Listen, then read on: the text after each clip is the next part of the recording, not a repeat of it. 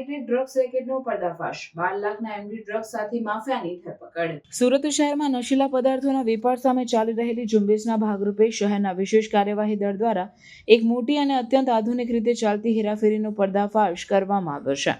પોલીસે ભાટેના વિસ્તારના પંચશીલ નગરમાંથી શિવરાજ ઝાલા નામના એક કુખ્યાત આરોપીની ધરપકડ કરી છે અને તેની પાસેથી 12 લાખની કિંમતની 120 ગ્રામ મેફેડ્રોન ડ્રગ્સ જપ્ત કર્યું છે. આ દરોડામાં પોલીસે નશીલા પદાર્થો ઉપરાંત 16 લાખની રોકડ રકમ અને 2 ભરેલી પિસ્તોલ પણ કબજે કરી છે. આરોપી શિવરાજ ઝાલાએ પોલીસની ગતિવિધિઓથી બચવા માટે અત્યાધુનિક તકનીકનો સહારો લીધો હતો.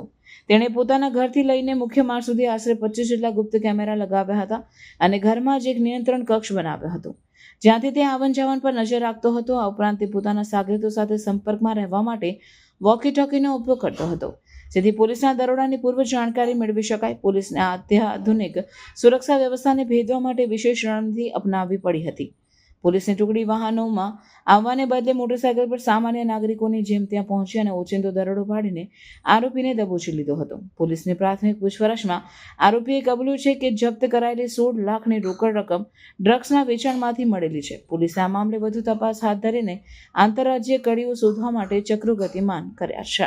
સુરત એસઓજીને માહિતી હતી કે પંચશીલ નગર ઝુંપડપટ્ટીની અંદર એક શિવરાજ ઉર્ફે શિવો દરબાર કે જે ઘણા બધા ગુનાઓમાં વોન્ટેડ છે, તે એમડીનો ધંધો કરી રહ્યો છે અને એની એમો એવી હતી કે તે પંચશીલ નગર આખાને ટોટલ 24 હાઈ ડેફિનેશન નાઇટ વિઝનવાળા સીસીટીવી કેમેરાથી એને સજ્જ કરેલા અને પોલીસની તથા તમામ મુવમેન્ટ ઉપર એ નજર રાખી રહ્યો હતો. પોતે એમેઝોનમાંથી 4 વોકી ટોકીઓ ઓનલાઈન મંગાવેલા અને એ 4 છોકરાઓ પણ રાખતો હતો કે જે પંચશીલ નગરમાં ફરતા રહે અને કોઈ પણ મુવમેન્ટ હોય તો જાણ કરે.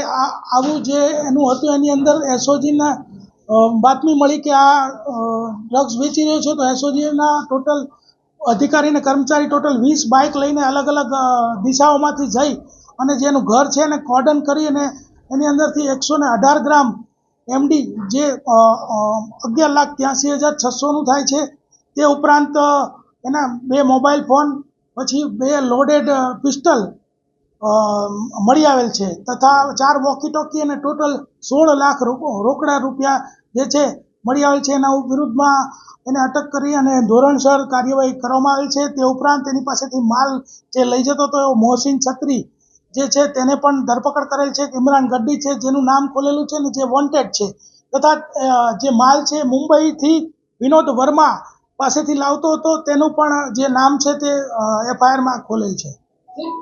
આખું કોઈ કંટ્રોલ રૂમ બનાવ્યું કેવી રીતે ઓપરેટ કરતો હતો અને કંટ્રોલ રૂમની અંદર કંટ્રોલ રૂમ એટલે એનો જે રૂમ હતો એની અંદર એને 55 ઇંચનું ટીવી રાખેલું અને જે 24/24 જે કેમેરા છે એનું 24/24નું લાઈવ એને ત્યાં જે મૂવમેન્ટ છે દેખાતી હતી. અને આ લોકો ડ્રગ્સ માટે કપડાં એવો કોડવર્ડ યુઝ કરતા હતા અને કોઈ પોલીસ આવે તો કાટી એવો કોડવર્ડનો યુઝ કરતા હતા અને મૂવમેન્ટ ઉપર નજર રાખી રહ્યા હતા અને આ રીતે એનો ડ્રગ્સનો કારોબાર કરતો હતો.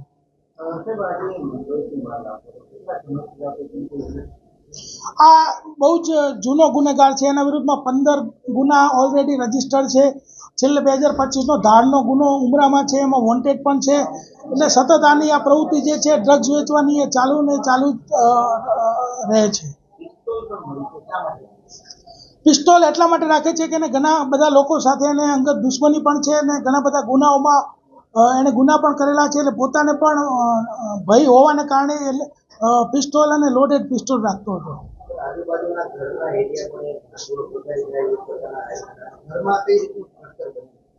ઘરનું સ્ટ્રક્ચર એકદમ મજબૂત મકાન બનેલું છે અને એની અંદર પણ અમારી એસએમસીમાં જે છે તપાસ ચાલુ છે અને એમાં કંઈ પણ ગેરકાયદેસર હશે તો એના ઉપર પણ કાર્યવાહી કરવામાં આવશે.